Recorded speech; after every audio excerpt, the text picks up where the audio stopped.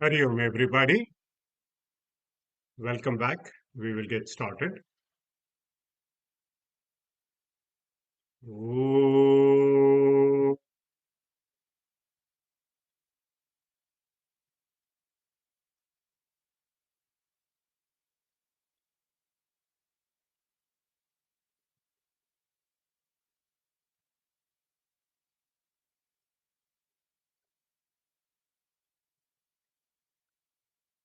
Om.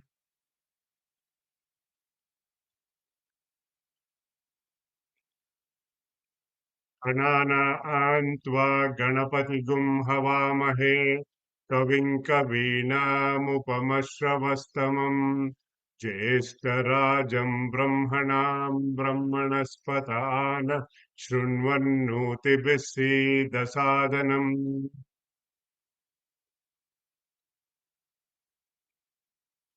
प्रणो देवी सरस्वती वाजेभिर्वाजिनीवती धीनामविद्यवत् ॐ गणेशाय नमः ॐ सरस्वत्यै नमः ॐ श्रीगुरुभ्यो नमः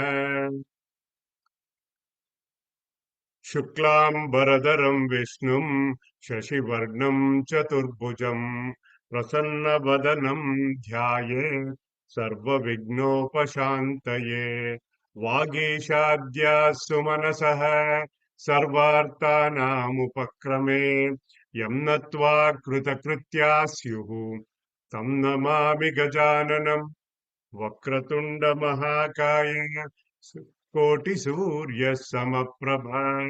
निर्विघ्नं कुरु मे देव सर्वकार्येषु सर्वदा सरस्वति नमस्तुभ्यं वरदे कामरूपिणी विद्यारम्भं करिष्यामि सिद्धिर्भवतु मे सदा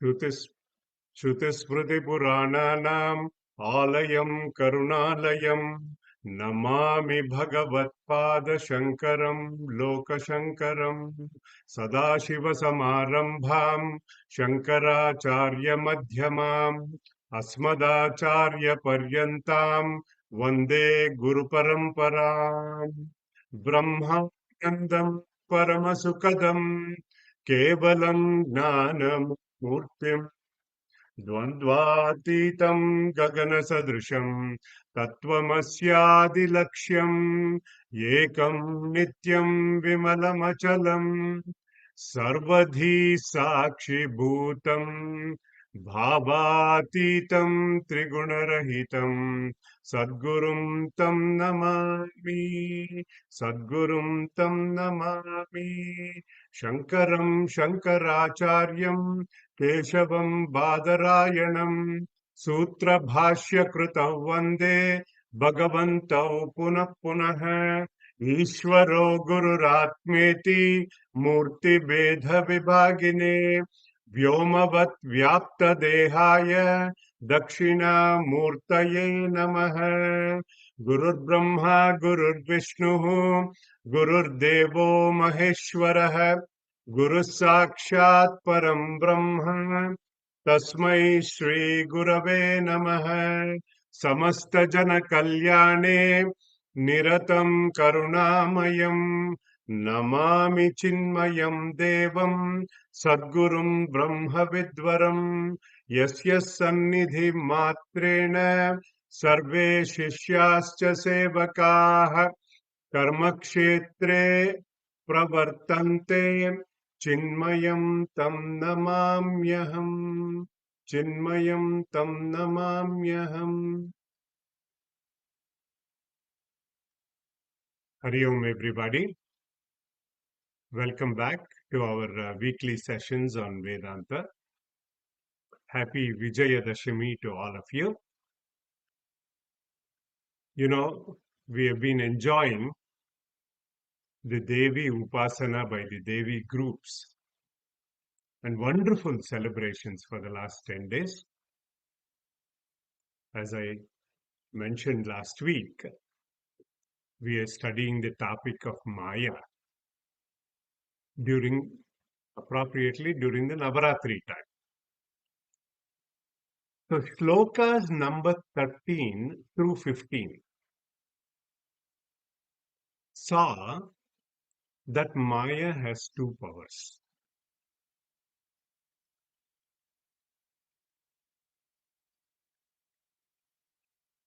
Vikshepa Avruti Rupakam, the nature of projecting and veiling. Meaning, Avarana Shakti covers the real and Vikshepa Shakti projects the unreal and makes it seem real.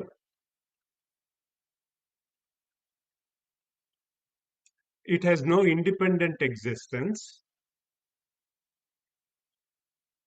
It is Jnana Virodhi.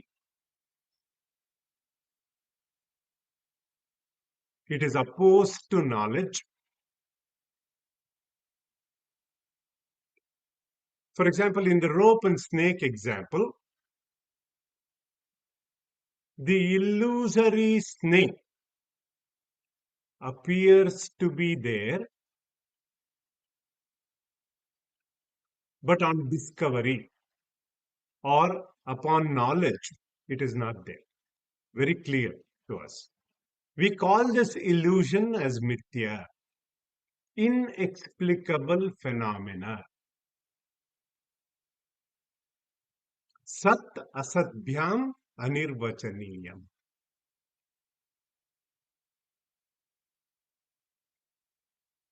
Then we studied the definition of srushti, the creation. He defined it as sarva nama rupa prasarana. It is an expression of all names and forms. Where? In Brahma Rupe. Abdav Penadivat. Like the ocean is nothing but water. Different names and forms are there, like waves and bubbles, etc. Or in the example of gold and the ornaments, ornaments have no independent existence without the gold. What is the key takeaway here? That we establish that existence alone pervades through these names and forms. That's Satvastu. Then we analyzed what does this Maya and company do? Antar Drg Drshyayor Vedam. See, it veils the distinction between the seer and the seen within Brahma Sargayoho, distinction between reality and creation outside.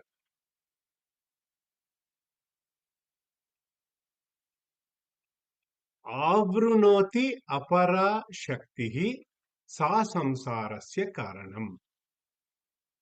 See, this is the cause of samsara. Samsara, we think there is some sara. English, some, S-O-M-E, samsara, some essence. But Shankaracharya ji calls it Kadali Garbhavat. Like if you take a plantain stem and you start peeling that, ultimately there is nothing. Actually, I like the example of peeling of the onion because as you're peeling, it gives you tears. Such is the nature of samsara because it gives you pain.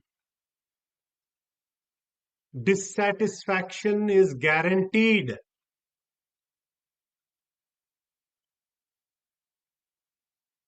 Then we analyze as to who is going through all of this samsara. He gave us the definition of who is a jiva. in verse number 16. Let's chant starting that. Sakshinaha purato bhanam lingam dehena sanyutam Chitichaya samaveshat jivasyat vyavaharikaha. Here what happens? The reflected consciousness, the Chidabhasa, gives sentiency to the subtle body, and through the gross body, I am repeating this because this is very important. As the counter, the gross body transacts with the outside world. The problem begins, as we know, with a sense of doership, that aham bhava, that kartrutva. I am the enjoyer, bhoktrutva. Then the samsara has begun. One body to the other body, here and hereafter. He defined it as ihaloka paraloka gami vyavaharikaha jivaha. So I gather new karmas, do new karmas, gather new vasanas, and then the do loop keeps on going. Then we saw the journey of that jiva, how it evolves, how it begins as a paristhiti-vadi, a life of me, mine, myself, life of mamata, slowly becomes a karmavadi, gradually inquiring and leading a life of samata, equanimity, to purnata, a life of fulfillment. So in shloka number 17, he started to give us the solutions, the end game as we call it. Asya jivatvam aropat sakshinyapyavabhasate avrutau tu vinashkayam Vede bate apayati tat. Now, asya jivatvam. This jiva or this jiva bhava aropat, due to that superimposition or adhyasa coupled with ahankara, sakshinaha api avabhasate. It seems as though Sakshi is going through these modifications.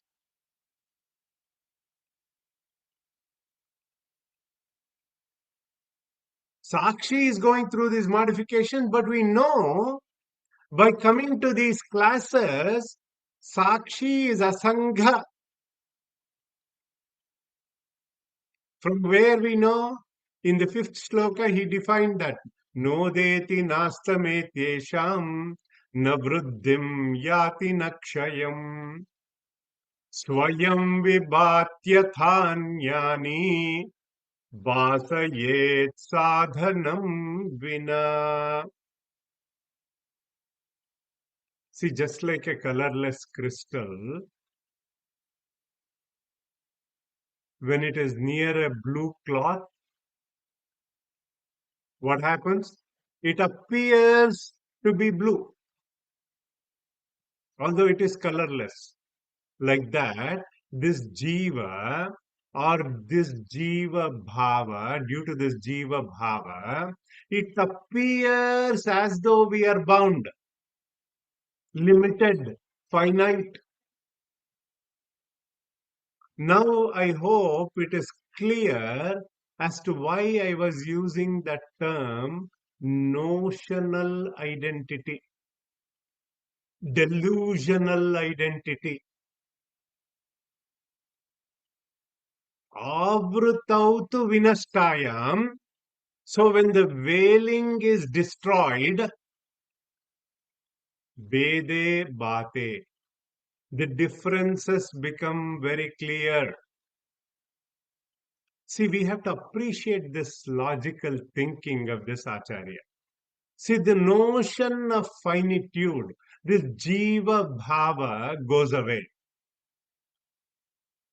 Like the sun becomes clear when the cloud cover is blown away by the wind. The clouds can never hide the sun.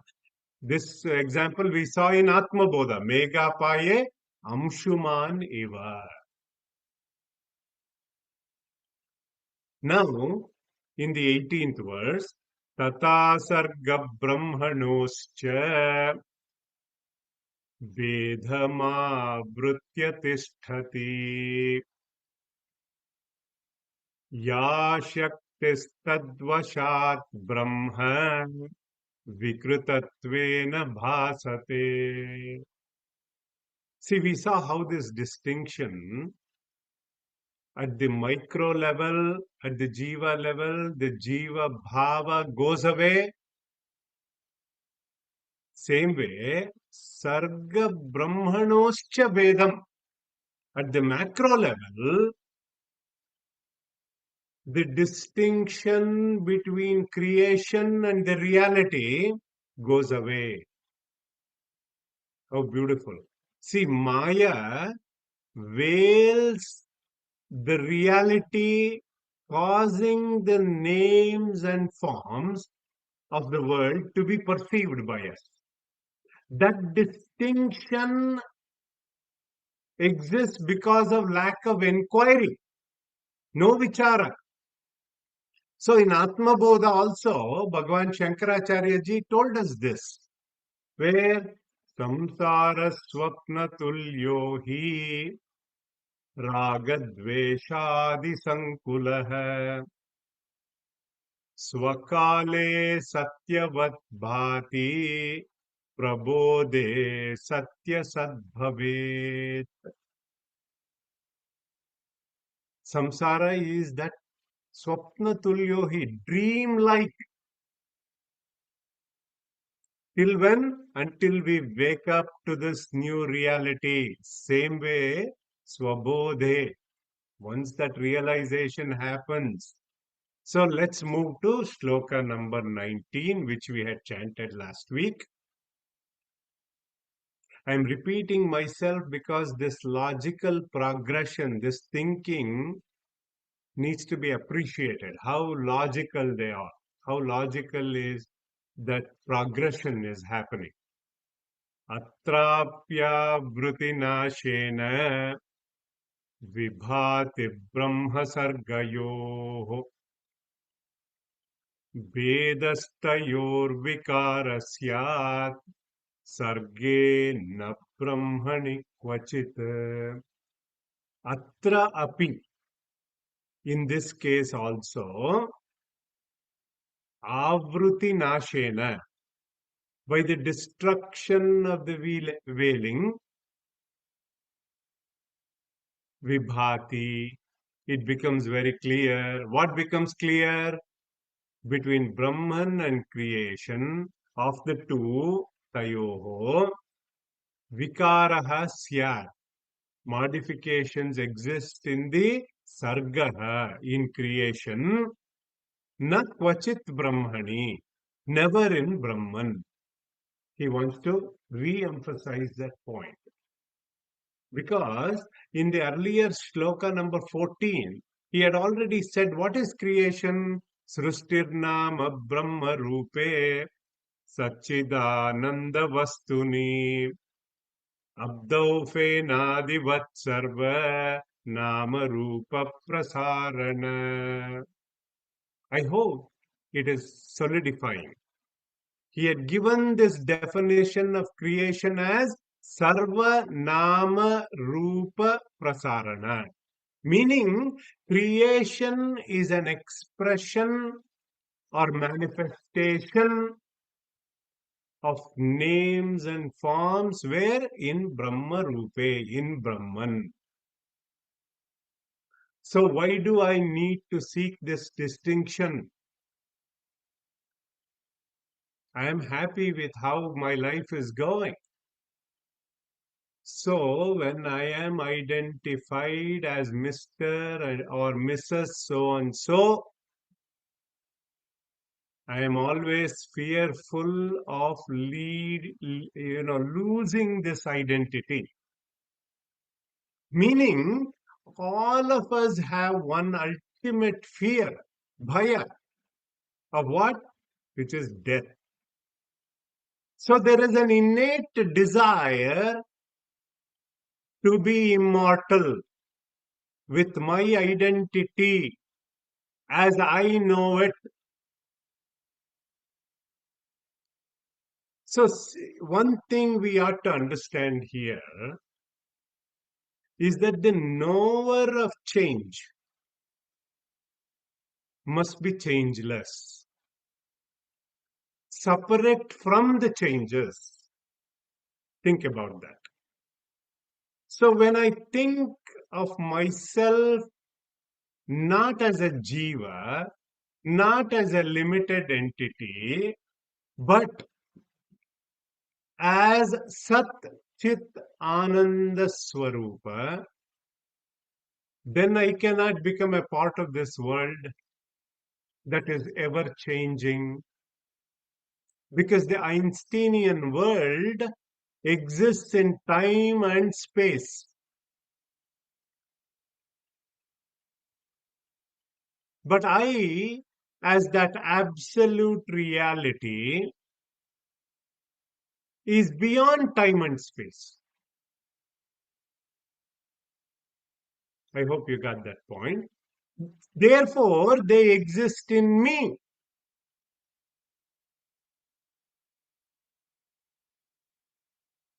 There's one saying, Yatha Drushti Tata Srushti, they say.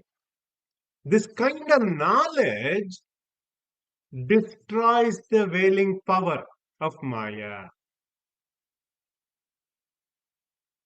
Once this kind of knowledge is firmly established, it gets firmly rooted in us. Our anxieties, our fears will slowly get diminished. So I am not the doer. I am not the kartru, but I am the karana, the instrument of his action. We have gone through that logic many times. When we studied Upadesha Sara from Bhagavan Ramana Maharshi, he gave us that 3-point formula. Simple. Arpita Buddhi. Number one, I dedicate all my actions to him. I offer it as his service, dedicated to the Lord. Arpita Buddhi. While doing the action, Dasya Buddhi. O Lord, I am your servant. You are my master. I do all these actions not for my sake, but for God's sake. When we tell our teenage children, for God's sake, just do it, we say. What a profound statement that is, if you think. Then, when I do it this way, what happens? Whatever may be the result, conducive or non conducive to me, I accept it as his prasada. This is prasada buddhi. This way, what happens? Joys, sorrow, sukha, dukkha, success, failure, friends, foes, mana, apamana, honor and dishonor, shita, vushna, all of these, what we call in Vedanta as dvandva, pairs of opposites. They belong to the world. Bhagavan Sri Krishna in Bhagavad Gita gives the same message in the second chapter of Bhagavad Gita.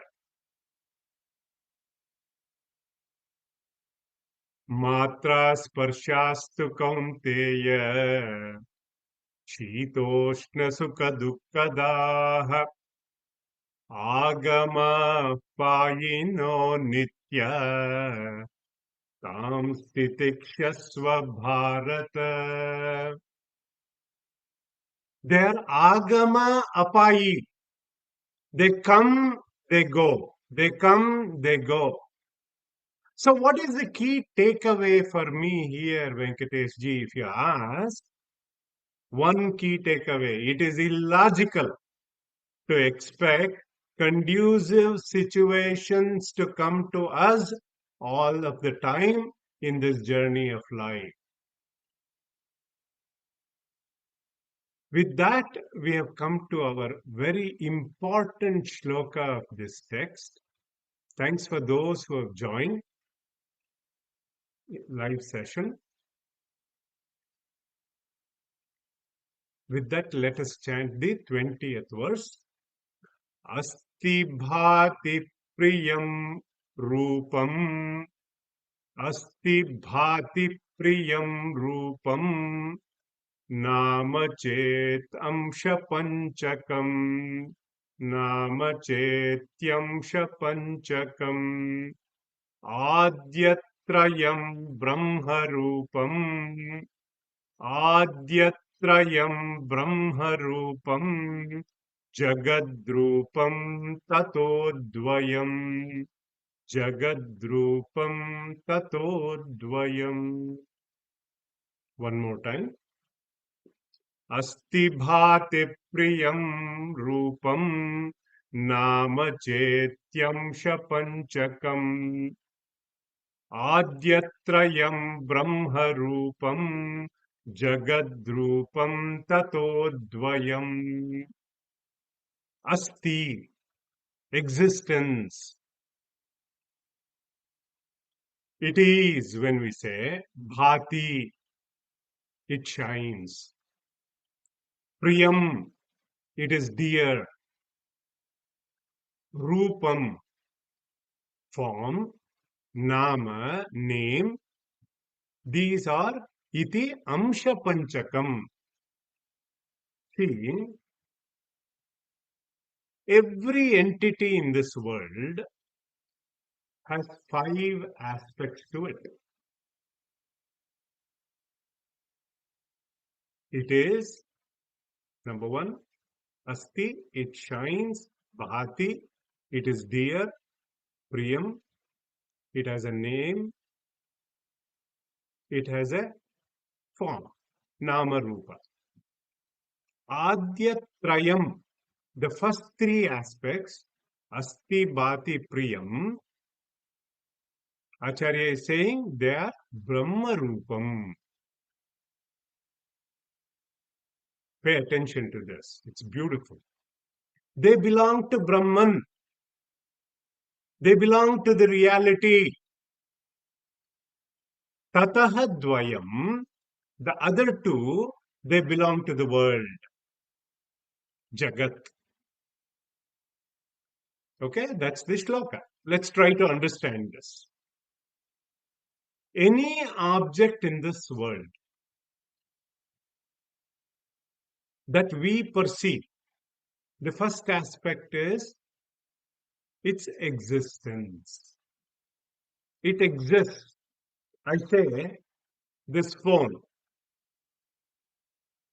is, or this computer is. That's how we look at the object.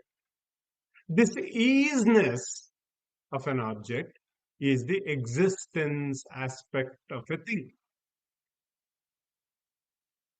Then the object is known to exist. I know that this phone exists. This computer exists. How do I know? Because I am aware of that. Without this awareness, an existence of an object cannot be known. So when we say bhati is shining, it means the it becomes an object of knowledge, or it becomes knowable because it is illumined by our consciousness.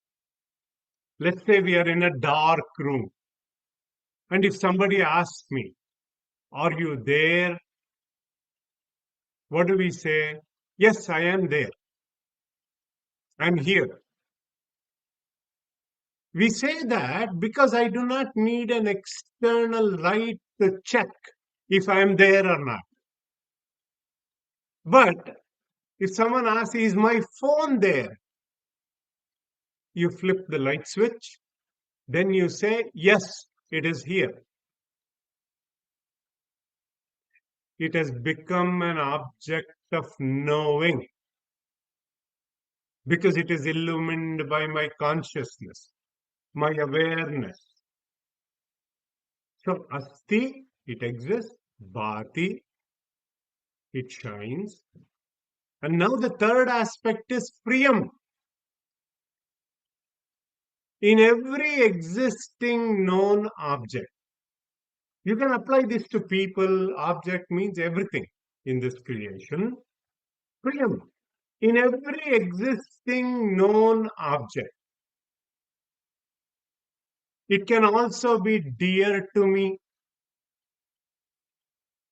Let us take this phone example again, extend it a little bit. We say, "I love this. I love my car," we say. "I love my new iPhone 16, I say. But we know not every object in this creation is dear to me. I say, "I don't like this," or "I don't like that person," etc. We say that, right? That is why we have garage sales. That is in this country, it's so popular, right? Like they say, one man's trash is another man's treasure. We say that, right? So asti, bhati, priyam, rupam, namachet, amsha panchakam. See, every object, if we analyze, has a capacity to become an object of love or capacity to give us joy. It could be a dirty, filthy thing. Pigs love that filthy thing. Or you put topsoil, it is giving joy to that earthworm, which is making a home in there. So, what are we talking about here? Is that there is an ananda aspect of it. Pay attention. Where is that source of joy coming from? This is the bliss aspect, that ananda aspect coming from that primordial source. So that Sat Chit Ananda, that existence, consciousness, bliss, is the nature of that absolute reality. So that reality manifests in every aspect as Sat, isness, awareness, bhati, and ananda, or bliss, or dearness. Hope you got that. This asti, bhati, priyam, this trayam, these three belong to the reality. They belong to Brahman, Brahma Amsha. Now, what are the other two in Amsha Panchakam? Nama, Rupa. Rupa and Nama. the name and form, they belong to the world, Jagat, because they keep changing. Reality is the only thing that keeps unchanging. That is the only source. But because of Avarana Shakti, Brahman is the only source, but the distinction, that Veda, is lost. You get that now? So we are not able to distinguish between the real and unreal. So what do? We go after the objects of the world to eke out that momentary happiness or joy that it gives us. If the attention is on the name and the form, the nama and the rupa, the underlying reality continues to remain unknown because of avarana. So, what is the key takeaway here?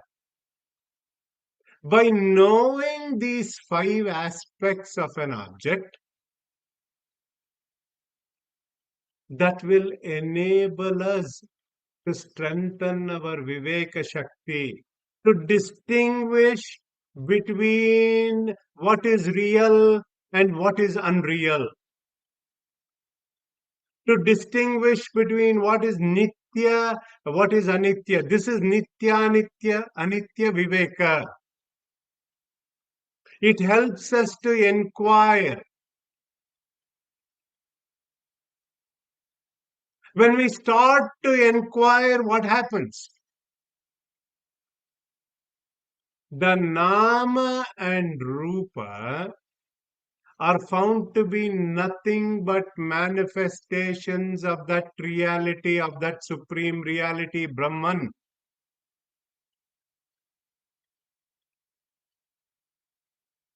Drilling down in our analysis, we can say object has only three aspects: existence, consciousness, and bliss.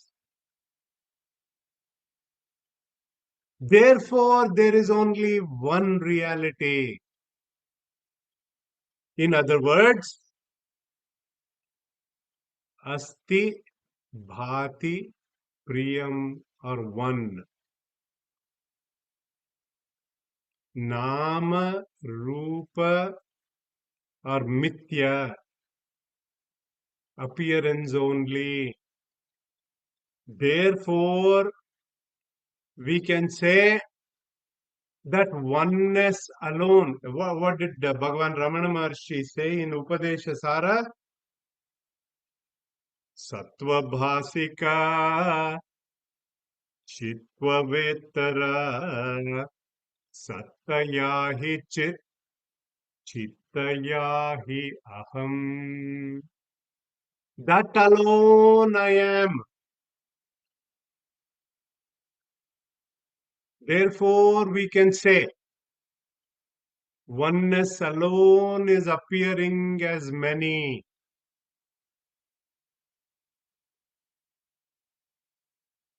This is how we analyze and how we meditate to get to the truth.